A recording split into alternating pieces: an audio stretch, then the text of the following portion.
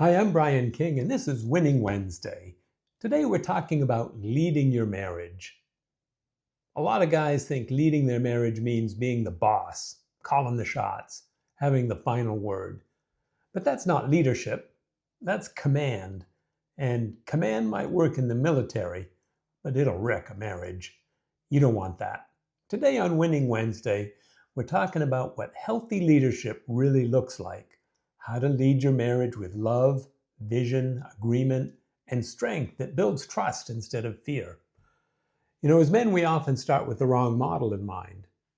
There's the military model that I talked about before, where it comes down to we're taking this hill, now, go. No choice, no discussion, just orders. That works in the military because there are serious consequences for not following orders. But that's not the kind of leadership you want in your marriage. Then there's the my way or the highway model. That one's built on control and fear as well. The problem is, if your leadership depends on control, you have to constantly make sure that your way looks better than the highway. Otherwise, your wife and kids will eventually choose the highway. Again, that's not what you want. Control and compulsion aren't leadership. They're just insecurity in disguise. So, what is real leadership in marriage? How do you know when you've found it? Well, first, you only need a leader if you're actually going somewhere. Leadership starts with vision, knowing where you're heading as a couple. You and your wife should develop that vision together. Talk about it, dream about it, communicate. You should know what her dreams are. And then once you agree on what your marriage should look like, then leadership becomes simple. Marriage is built on just the little things that you do every day, and you get to write the script. Basically, it's let's go this way. It's towards what we decided together. That's leadership. Choosing to do the little things every day that lead you in the direction that you've decided to go because it's good for both of you. That's partnership, not dictatorship. We learned this, my wife and I learned this very early in our marriage. Um, I made a decision, and she went along with it. I didn't know till later that she didn't agree. She was just going along because she thought she was supposed to agree with me or supposed to just let me decide. She thought I was supposed to be the leader and just do what I wanted to do. And what we did was I had seen this tractor beside the road, had all kinds of attachments. And I said, hey, let's take our tax return and buy this tractor. It'll be great. I can mow the lawn. It's got a mower deck. It's got a snow blower for the winter. It's got a garden tiller, had all the attachments. And she didn't feel good about it. She didn't think it was a great idea, but she thought she was supposed to just do what I decided to do. So she didn't say anything. Well, the tractor lasted about a month, and I bought it as is, where is, and there was no going back on it. It ended up having a bad transmission, not worth fixing. It was an older tractor, and it would have cost more than the tractor was worth to fix it. I ended up selling it for parts and the attachments, and I basically got back about half of what I'd spent on it. But I also learned a very, very valuable lesson, and it's something that we took forward with us. We decided to not make any major decisions unless we were both in agreement. Super important, because once you are in agreement, you know where to go.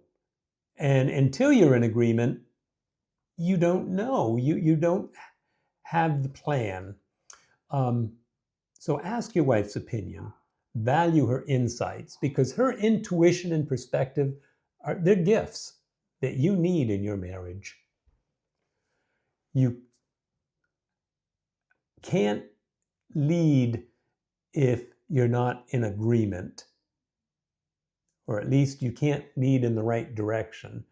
And that has saved us so many times over the years. I mean, um, every major decision, we sit down, and until we are both in agreement, we don't move on it. We don't act. Uh, whether it's buying a certain house, there was one house that um, my wife was very interested in, but I had some major problems with it. We didn't get that house. There was another house that I thought would kind of work, but we looked at it, and it just, no, it's not quite right. We didn't have agreement on it, and we didn't get that one. Then we found the house that we were looking for, and at first there was some back and forth, but then eventually, and it wasn't because I forced her to agree with me, or she didn't she didn't talk me into it. We both came into agreement and decided it was the one, and it's been perfect for us. So until you have the agreement, don't move. Another thing, you can't lead your marriage from the couch or from the gym or from the office. You've got to actually physically be there and be enthusiastic about your marriage. Hey, if you need to make changes, that's leadership, taking initiative. To if you don't like where you're at, take some initiative. If you think you need to make changes, propose them, get into agreement on them, and then do them. Like I said, be enthusiastic about where your marriage is going, and then move forward in agreement, not by commanding, but by modeling. You can't lead her where you're not willing to go yourself. And love is the language of leadership. You shouldn't ever have to say, we're doing this because I said so. Instead, you should say, we're doing this because it's what's best for us, and it's what we decided to agree on. And your spouse married you for better, for worse, for richer, for poorer. She'll follow you through the worse as long as she knows that you're leading her to the better. She won't follow you blindly, though, so she shouldn't have to. It's like the military example, or the my way or the highway example. You wouldn't follow somebody that was leading that way. Real leadership means saying, we're in this together, and I'll lead us toward what's good for both of us. We do it in agreement. That's the kind of leadership that builds trust, unity, and love that last. Real leadership in marriage isn't about control.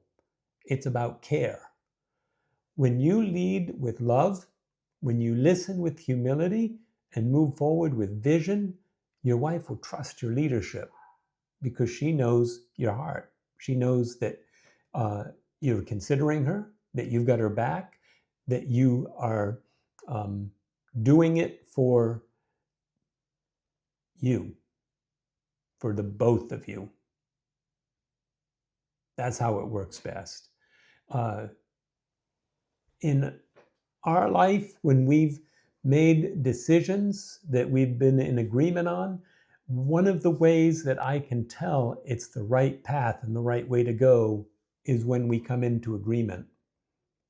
I have made a lot of decisions in my life that could have been very difficult to make, but because we were in agreement, I knew it was the right decision.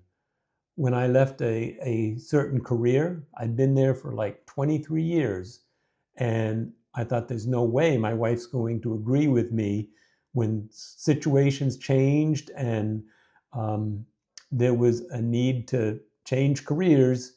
I thought, no, she's going to want the security. But I talked to her about it, and we said, I don't know what we should do. And I said, I think maybe it's time for me to change careers. And I didn't think that she was going to go for it, but she said, I think you're right. I think it feels good. I think you're supposed to do this move.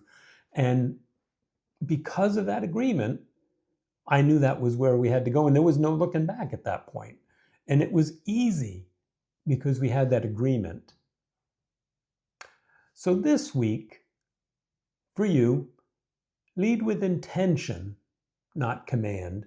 And remember, real leadership in marriage isn't about control, it's about care.